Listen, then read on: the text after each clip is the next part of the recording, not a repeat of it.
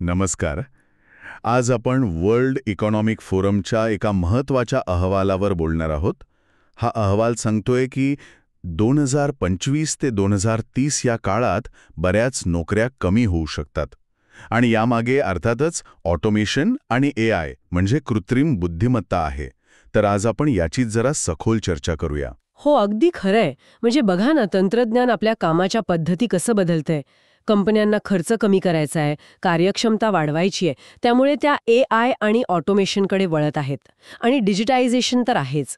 म्हणजे पूर्वी जी कागदोपत्री कामं होती, त्याची गरज आता खूप कमी झाली आहे. हा एक मोठा बदल आहे खरं तर. हो, अहवालात काही विशिष्ट नोकऱ्यांची यादी दिली आहे. आपण त्यावरच बोलूया. सुरुवात करूया पोस्टल सर्व्हिस क्लर्कपासून. म्हणजे पूर्वी पत्र, पार्सल वगैरे किती महत्त्वाचं होतं, पण आता ईमेल, मेसेजिंग यामुळे पारंपरिक टपालाचा वापर खूप कमी झालाय, नाही का? बरोबर. आणि फक्त डिजिटल कम्युनिकेशन नाही हां. पोस्ट ऑफिसमध्ये पण आता पत्र आणि पार्सल वेगळी करण्यासाठी ऑटोमेटेड सॉर्टिंग मशीन्स वापरल्या जातात. त्यामुळे तिथे माणसांची गरज कमी झालीये. अच्छा. हेच आपल्याला बँक टेलर्सच्या बाबतीत पण दिसते, बरोबर? अगदी. आता बँकेत किती वेळा जातो आपण? जास्त करून मोबाईल किंवा इंटरनेट बँकिंग वापरतो. ATM तर आहेतच सगळीकडे. मग बँकेच्या शाखेत प्रत्यक्ष जाऊन व्यवहार करण्याचं प्रमाण कमी झालंय. त्यामुळे टेलरचं काम कमी होणं स्वाभाविक आहे.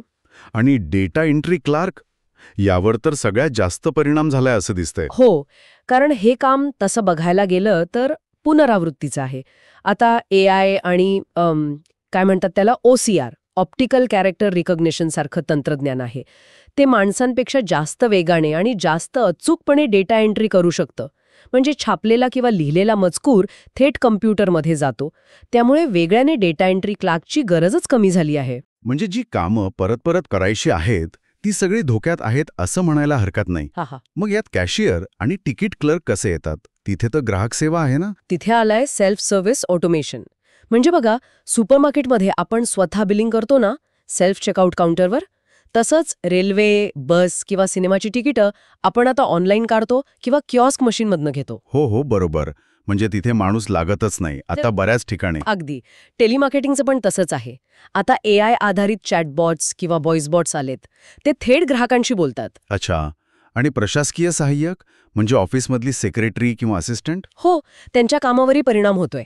मीटिंग शेड्यूल करणं, कॅलेंडर मॅनेज करणं, ही सगळी कामं आता स्मार्ट सॉफ्टवेअर जास्त चांगली करतात. आणि कायदेशीर क्षेत्रात लॉ फर्म्समध्ये? तिथेही AIचा वापर वाढलाय. म्हणजे कायदेशीर संशोधन करणं, जुने निकाल तपासणं, कागदपत्रांमधली माहिती काढणं, ही जी वेळखाऊ आणि किचकट कामं होती, ती AI टूल्स आता खूप लवकर करतात. त्यामुळे तिथेही सहाय्यकांची पारंपरिक गरज कमी होतीये. हे सगळं ऐकून असं वाटतंय की अनेक क्षेत्रांवर परिणाम होतोय. पण याचा अर्थ असा नक्कीच नाही की सगळ्याच नोकऱ्या संपणार आहेत. मग कोणत्या प्रकारच्या कामांची मागणी वाढते आहे? हाच महत्वाचा मुद्दा आहे. म्हणजे बघा, जी कामं ऑटोमेट करणं अवघड आहे त्यांची मागणी वाढते. ज्या कामांमध्ये सर्जनशीलता लागते, म्हणजे नवीन कल्पना, जिथे गुंतागुंतीचे प्रश्न सोडवायचे आहेत, विश्लेषणात्मक विचार लागतो आणि अर्थातच उच्च तांत्रिक कौशल्य. ओके. उदाहरणार्थ काही सांगता येईल? हो, नक्कीच.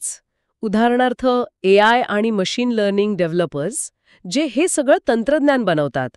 बिग डेटा विश्लेषक, जे प्रचंड डेटामधून अर्थ काढतात. फिनटेक इंजिनियर्स, म्हणजे फायनान्स आणि टेक्नॉलॉजी एकत्र आणणारे. आणि अजून एक महत्त्वाचं क्षेत्र म्हणजे ग्रीन एनर्जी, अपारंपरिक ऊर्जा, त्या क्षेत्रातले तज्ज्ञ. कारण आता जग पर्यावरणाबद्दल जास्त जागरूक झालंय. म्हणजे थोडक्यात तंत्रज्ञानामुळे काही दरवाजे बंद होत असले तरी नवीन संधी निर्माण होत आहेत. पण मग त्यासाठी सतत नवीन कौशल्य शिकणं आणि बदलांशी जुळवून घेणं गरजेचं आहे. अगदी बरोबर. हे खूप महत्वाचं आहे. आपल्याला सतत शिकावं लागेल, लाईफ लाँग लर्निंग ज्याला म्हणतात. कामाकडे बघण्याचा दृष्टिकोन पण बदलावा लागेल.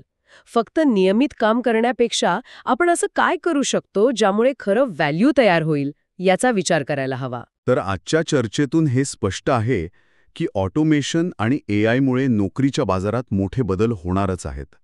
काही पारंपरिक, पुनरावृत्तीची कामं कमी होतील, हे नक्की. पण त्याचवेळी विश्लेषणात्मक, सर्जनशील आणि तांत्रिक कौशल्यांची मागणी खूप वाढणार आहे. आणि जाता जाता श्रोत्यांसाठी एक विचार सोडून जाते. या सगळ्या बदलांच्या पार्श्वभूमीवर भविष्यात काम किंवा अर्थपूर्ण योगदान याची व्याख्या काय असेल?